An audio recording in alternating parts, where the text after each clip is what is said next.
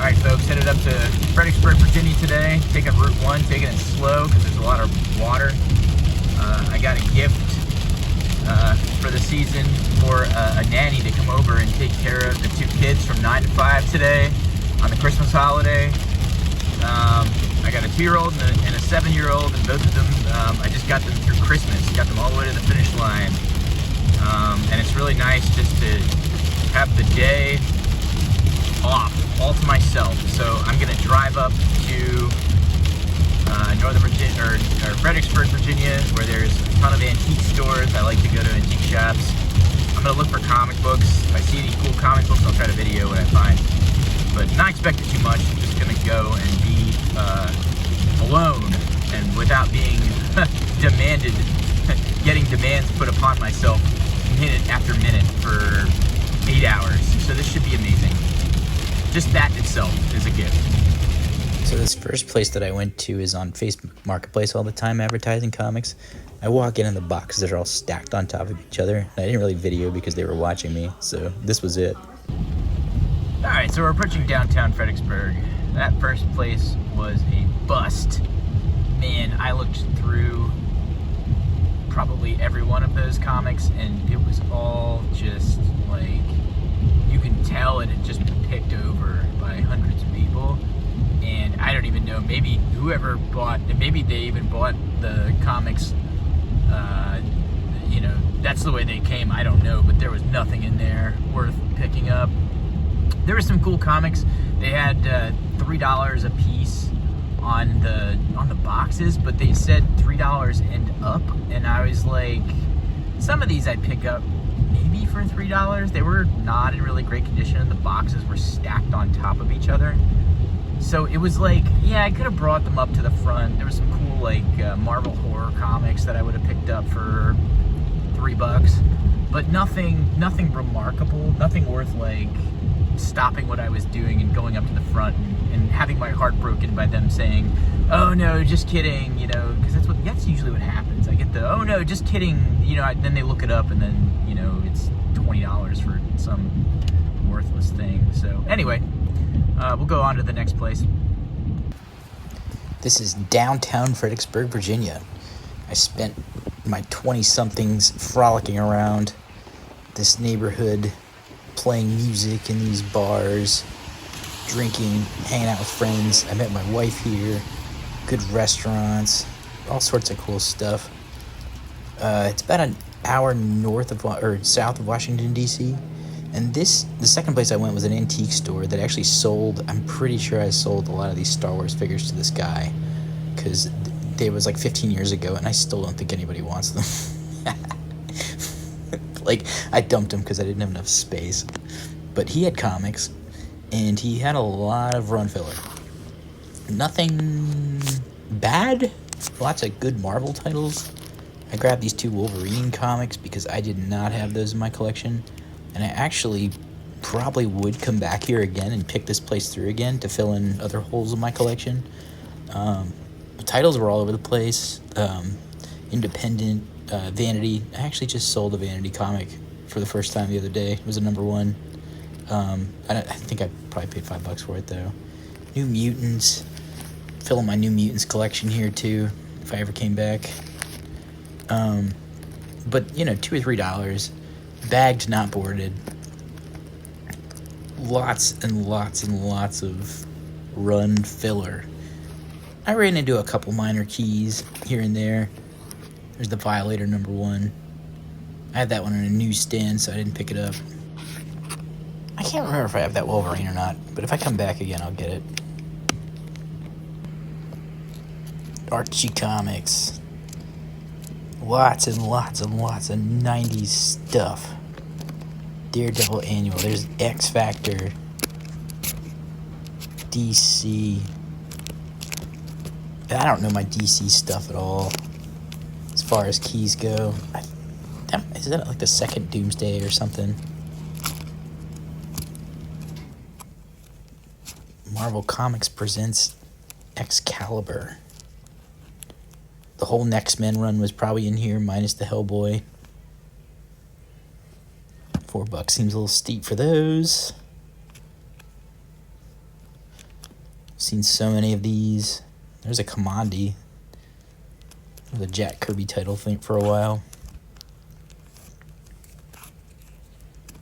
So what you see is pretty much the vibe of this collection.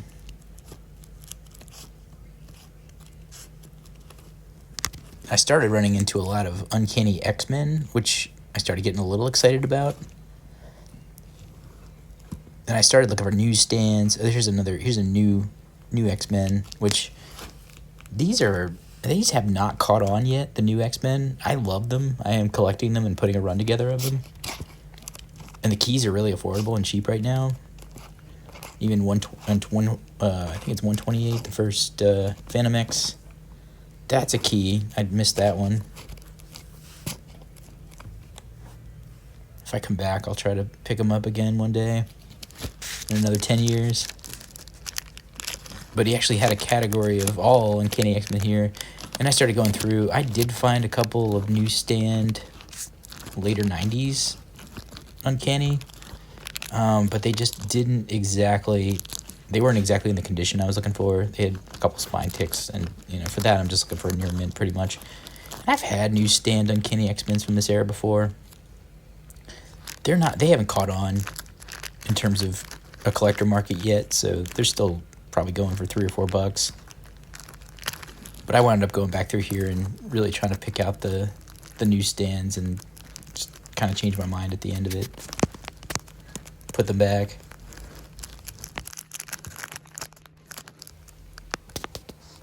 There was such a lack of keys in this collection, or these boxes, that I got excited about seeing that Youngblood #2. It was like a breath of fresh air to see the first appearance of Prophet. And I've seen so many first appearance of Prophets. I've probably owned like 10 of them. I don't think I have this one. That's a Liefeld cover. New Mutants. Lobo Christmas. That's kind of a point of interest. I saw that X-Force comic like 100 times. And that was pretty much it for this place. I might come back here again one day. They had some other cool stuff. This next place that I went to, I bought a Transformer toy from this guy a long time ago. It was sealed. It was like one of the jets, and I picked it up off this place for $300, and I wound up sending it off to the grading authority. Got that thing graded in like an 8.0, which is good for toys. And I think I wound up flipping that sucker for $800. Made a $400 profit after the grading fee. But I remember calling the guy on the phone and being like, "Hey, look, it's the same stuff, right? It's more Uncanny X-Men, post 300, Green Lantern."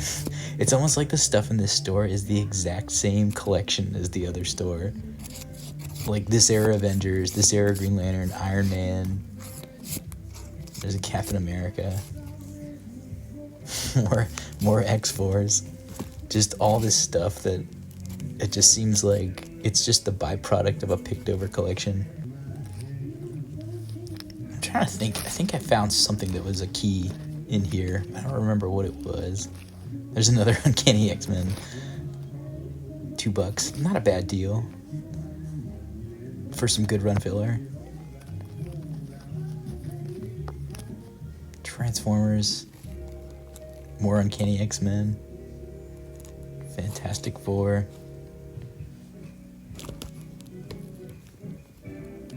Not bad prices here either.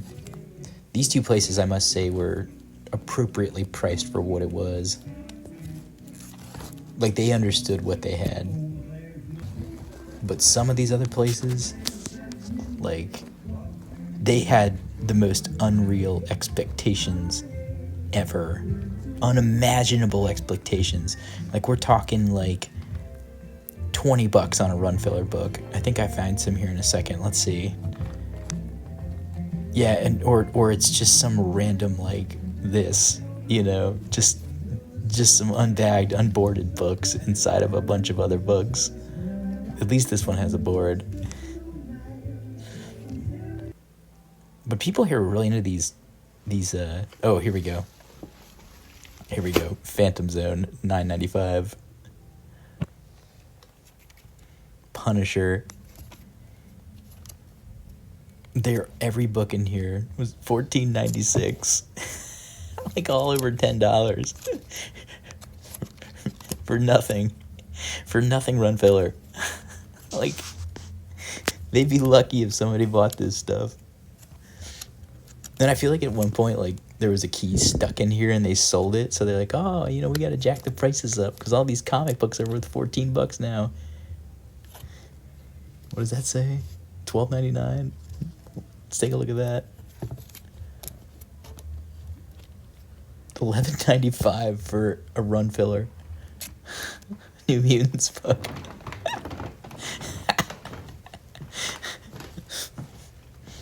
And the rest of it was like crafts. This place is huge too. Just goes on forever. I feel like a lot of antique stores, it's like the first half is like toys and comics, like collectible nostalgia type stuff, and then the other half is like the adult side of collecting. Cookie jars, furniture, crafts, all that stuff that I ain't interested in. I just glaze over at this type of stuff. Here's your soap, your glass, like your tea set.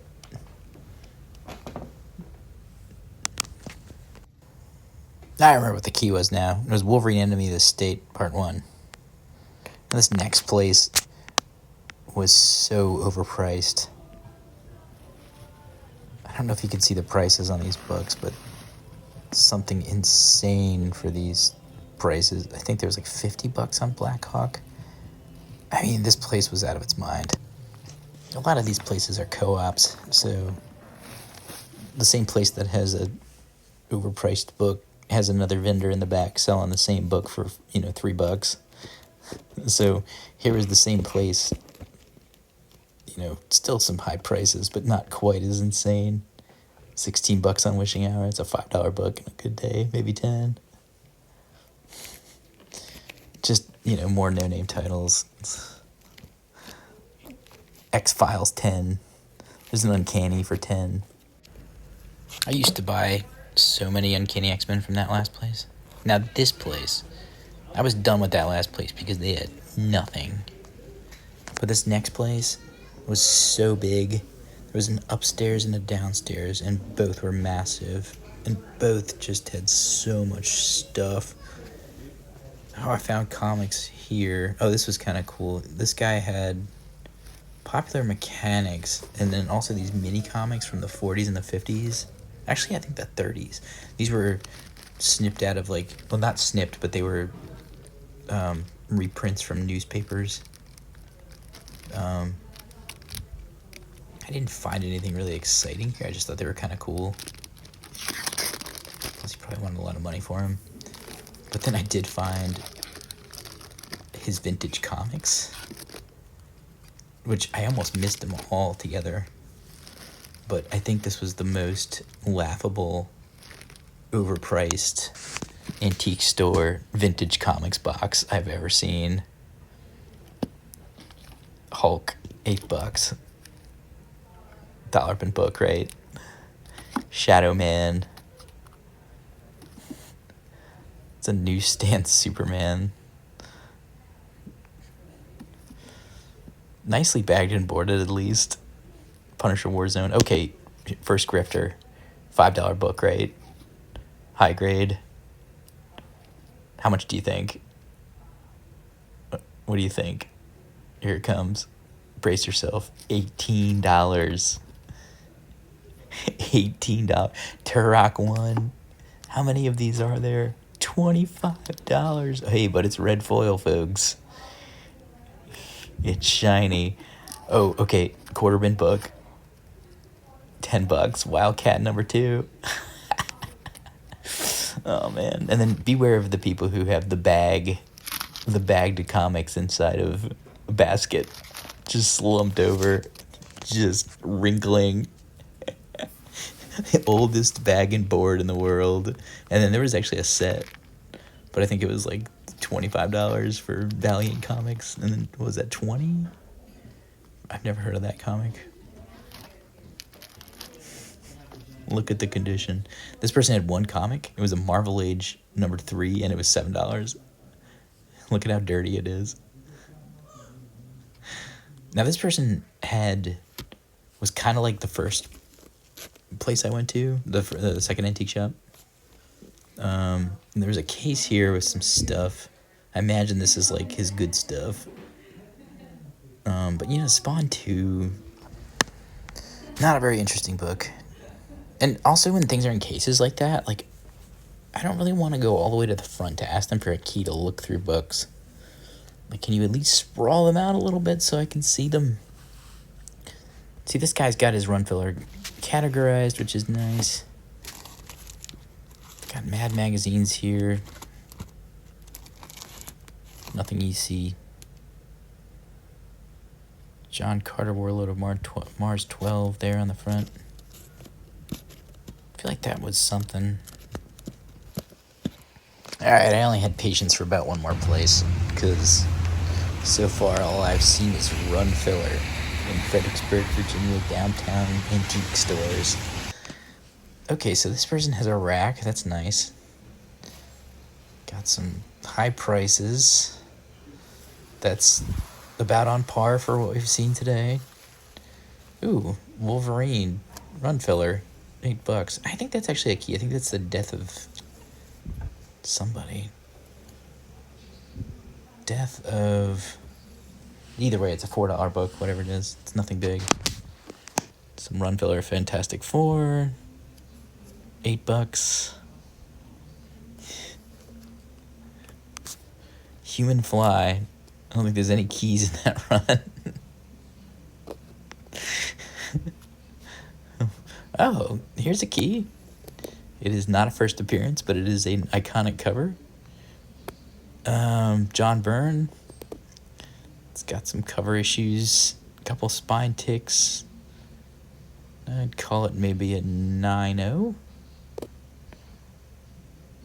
Right? Spine ticks, definitely. Color breaking. And we want $16.95 for that, which that might actually be what that one's worth. That was the most remarkable book I've seen all day. Wow.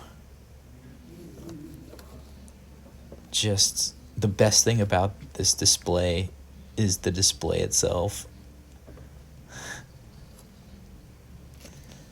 Oh boy. I would pay $1 for this. This is in the dollar bin. This guy had some good comics, but nothing that I really wanted to buy. Here's Plop. Commandi. Sports Champions. More Plop. Eric. More Uncanny X-Men. For $1, I'd probably come back here and do $1 for some of these Uncanny books just to fill out my run. More New Mutants, $3.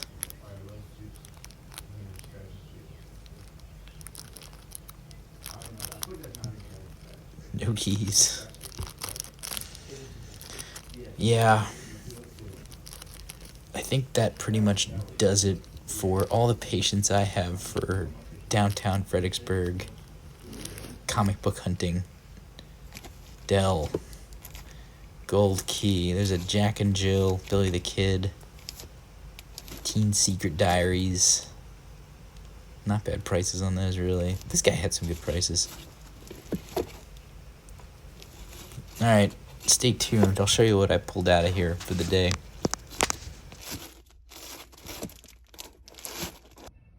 So what did I get after all that traveling up and back? Well, it was an hour there and an hour back. I definitely got a lot of good nostalgia off of being somewhere that I kind of like grew up. I spent my 20-somethings and my 30-somethings. Met my wife there, had a lot of good food, had a lot of fun with friends, played in a band, did some cool stuff. But I saw some really, really bad run filler, and good run filler, right? Just in terms of collectability, the books that were in these bins, I could have just went out to some, dollar bin in Fredericksburg and found them. So we got New Mutants 94. Decent copy. I collect the Liefeld. I collect the New Mutants. I'm working on the full run. Didn't have this one. I thought I did. I came home and looked at my bins and I didn't have it. I got it for $2. It's a good copy. It's actually in really clean shape, so I'm pretty happy with that.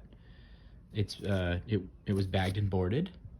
Still got the price tag on it there for $2. I just left it in there because it was pretty nice. Love that Liefeld cover. It's a cable cover. It's a Wolverine cover. Very cool.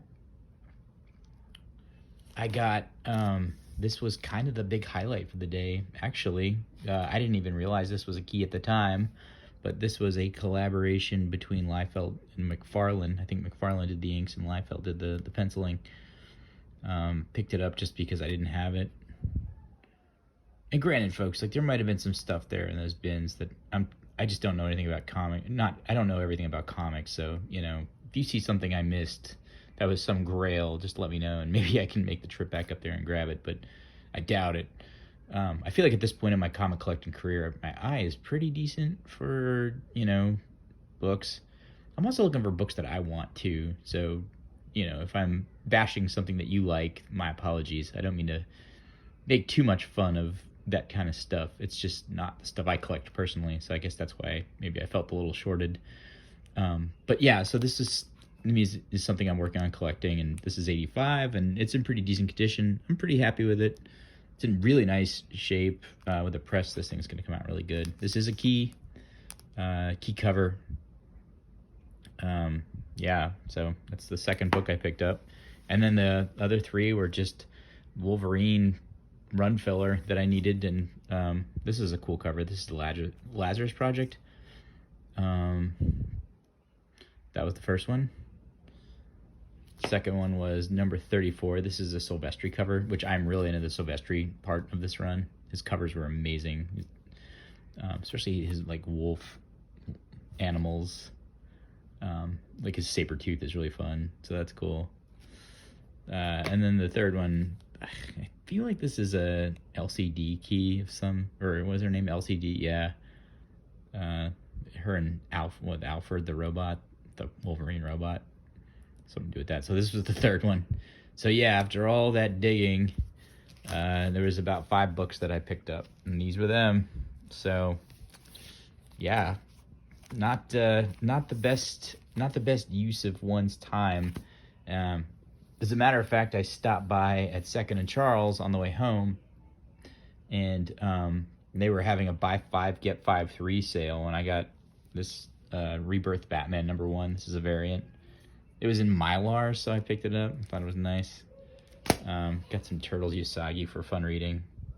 Picked that up. Here's #1. It's cool. Sakai cover. Stan Sakai.